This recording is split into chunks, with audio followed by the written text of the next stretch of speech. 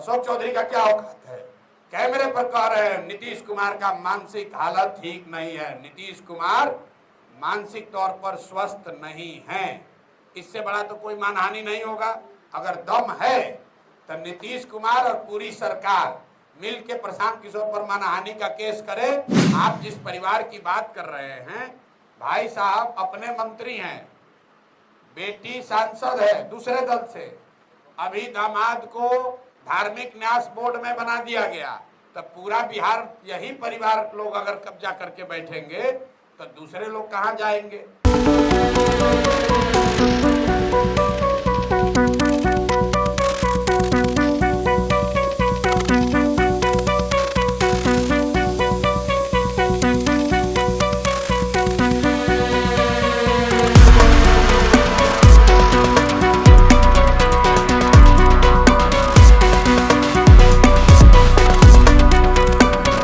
सबके बातों का जवाब देना जरूरी नहीं है। रह गई बात समस्तीपुर की, तो भाई जन सुराज और प्रशांत किशोर समस्तीपुर से अकेले नहीं 243 सीट पर चुनाव लड़ रहे हैं। जिसको जितना दम है, जिनका नाम ले रहे हैं उनको, उनके पिताजी को, उनके पिताजी के नेता को, जिसको जितना दम है।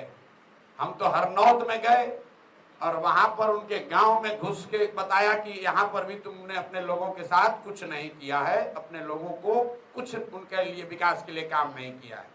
तो प्रशांत किशोर और जन सुराज के लोग किसी से डरने वाले नहीं है।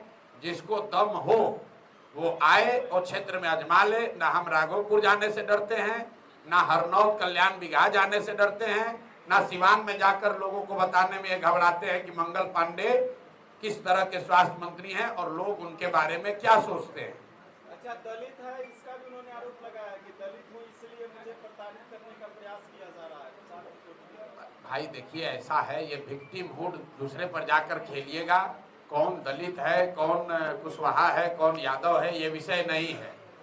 और हमारा उस जिस व्यक्ति का आप नाम ले रहे हैं उससे हमारा कोई लेना देना नहीं है।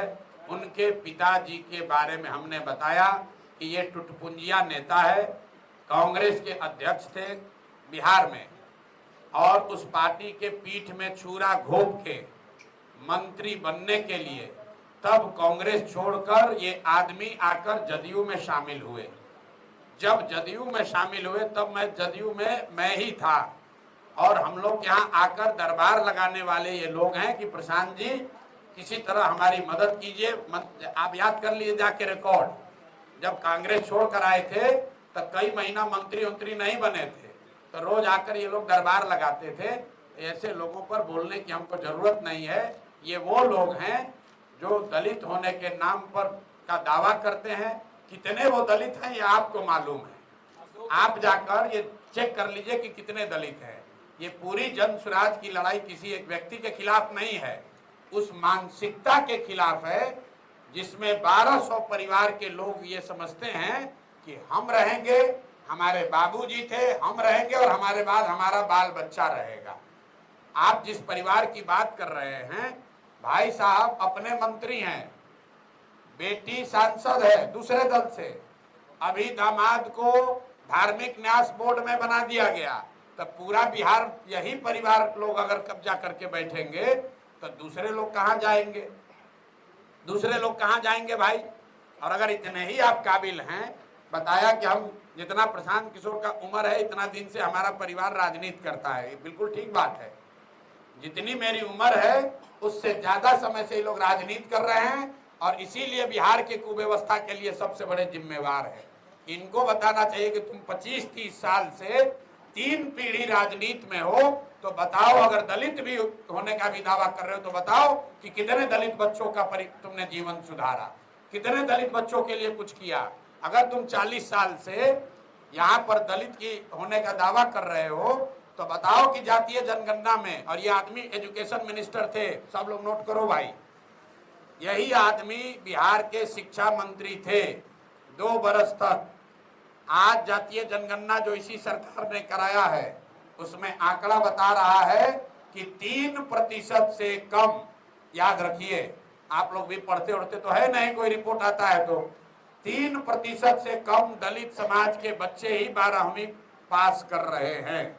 तो अगर ये दलित हैं और दलितों के बड़े हिमायती हैं, तो 40 वर्ष में इन्होंने दलितों के लिए क्या किया?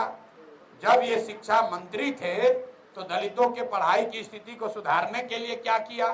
अरे भाई, दलित होने के नाम पर रिजर्व सीट से लड़ते हो और अपने पिताजी के नाम पर आप आए और आपके नाम पर आपके दूसरे पीढ़ी के बच्ची और दामाद आ रहे हैं, उसके बाद उनके बच्चे आएंगे।